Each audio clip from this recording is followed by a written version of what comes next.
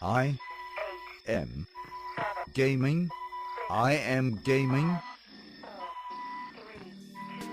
I am gaming podcast. Hey everybody, my name is Ivica. Thank you so much for joining me for the latest episode of I'm Gaming Podcast. This is a podcast that is all about the video game industry, entrepreneurship, gaming nostalgia, and many more cool things I find to be in the same realm of business and creative ventures.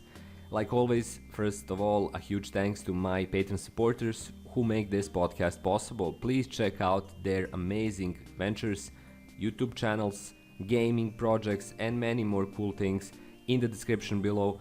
Links will send you there, and a huge thanks again for making I Am Gaming Podcast possible. We're only 5 episodes away from the huge 100 episode, and hopefully I can think of something cool to do for that episode. But before that, I'm going to talk about something I find very uncool, and that is the narrative development of the game Control from the Remedy developers, Remedy Studio. It's a pretty famous AA game that is really good actually and provides a lot of amazing content in terms of gameplay mechanics.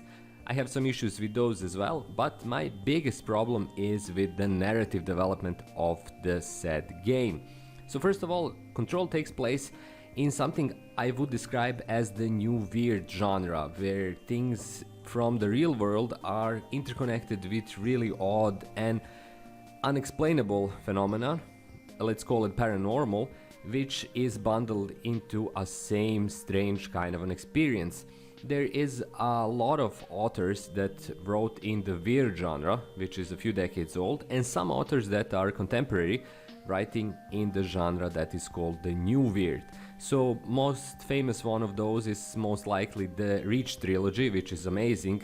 The Netflix company created the first of those books into a movie called Annihilation, which is pretty good actually, but the book is even better.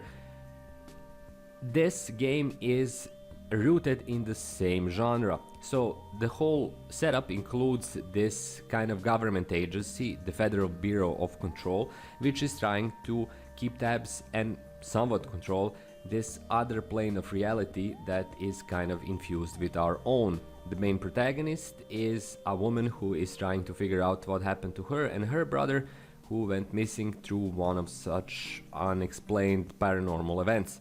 Now the game starts pretty clearly. You have to get into the same building, find your brother, figure out what is happening, more or less. But it includes a lot of really cool stuff that simply fizzles out in the last third of the game.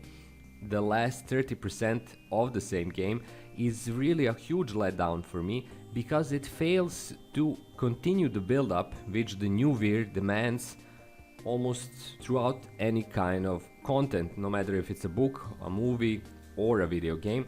Control decides to drop all of it and become a really dull experience that doesn't take the narrative any further. That is, in my view, reflected in several things. First of all, it completely disregards its characters. Its secondary supporting characters like Darling and many other people who are prominent in the first 70% of the game simply or nearly vanish in the last third. Last part is devoid of all characters, including the brother figure, which is also presented less and less, and when it is presented, it's done in a kind of a rehashed manner, simply showing his madness or his connection with the Hiss, who are the main enemies of the game, and that does not do the trick. Also, besides the characters, there is the experience of the main character, which is also getting more and more bland, even though it should be getting more and more intense. Especially the last fight, when the same character confronts the concept of Polaris, that is a being that is inside of the main character, is a big letdown as well, because it doesn't build up to anything like the previous part of the game is trying to create a kind of an atmosphere of uncertainty and these double crossings, who is working with whom, who is infected. Everything is kind of placed on a realm of the main character getting somewhat disappointed in everything, which is a pretty bland experience and bland emotion compared to the rest of the build-up in the previous part of the game. Finally, the biggest letdown is the fact that the player character, the main character, stops doubting her insanity or level of saneness and simply goes through the motions. That, coupled with the lack of character development that is the previous part of the game, provides this a moment of destroying the illusion of danger and weirdness, which is something that the new weird genre has to use throughout each of its developments and each of its plot lines. Without it, the magic, this weird, unsettling magic, to be honest, which is the point of the same genre, is lost. It's lost completely and it's lost irrevocably.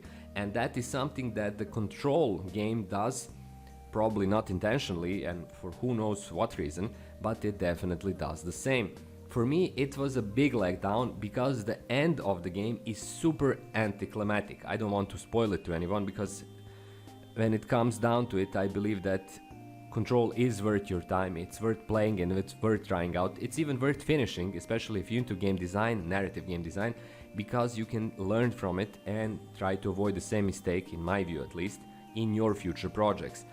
So the end is super anticlimactic and it just provides this kind of a unsettling, but not in a weird way, unsettling feeling of things are bad, but we're okay with it. Things are bad, but we can't influence it, and we're not coming to terms with that knowledge. We're simply seeing it and moving along.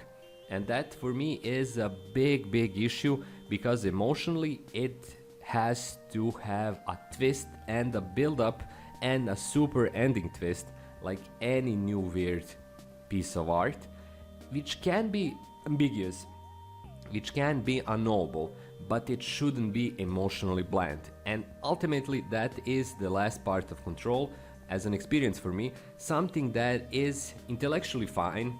Sure, it's a simplified way of ending the story, but it's emotionally completely blank and so washed out that it provides no experience whatsoever, and this is something that New Weird should never do in any circumstance. So that is my biggest gripe with the game, and the reason that I find it as a broken experience, because it left me emotionally completely empty, and it shouldn't have. So that's my kind of a overview and a short analysis of the narrative letdown I experienced from playing Control. I would love to hear what you thought of the game and what you think of my reasoning here, so please leave a comment in the comment section below. Also, if you watched or listened till the very end, thank you so much, you obviously rock. Please consider checking out my Patreon page and supporting this podcast. Also, please consider subscribing to my channel or leaving a like on this video. Anything on everything would be more than welcome. Of course, don't forget to check out my book on how you can overcome procrastination. The link is also in the description below. And finally, that's all for me. We're building slowly towards that episode 100 episodes of I'm Gaming Podcast. Again, thank you so much for sticking with it, and thank you so much for listening, and thank you so much to all my Patreon supporters for making this podcast possible. That's all for me.